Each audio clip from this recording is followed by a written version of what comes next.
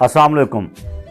गलत लोग और बेज़मीर लोग गलत करके भी नहीं पछताते, उन्हें अफसोस नहीं होता, उन्हें पशेमानी नहीं होती। और सही लोग, शरीफ आदमी सिर्फ इल्ज़ाम लगने से टूट जाते हैं।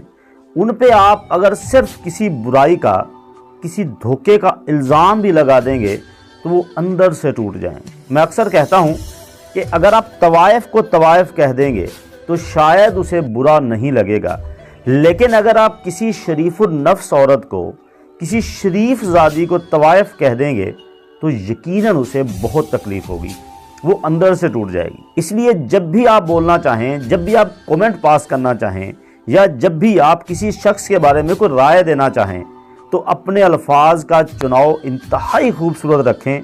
ऐसा ना हो कि आपके अल्फाज अंदरूनी तौर पे तकलीफ़ पहुंचा दें, क्योंकि तलवार के घाव आसानी से भर जाते हैं, लेकिन लफ्ज़ों के घाव आसानी से नहीं भरते।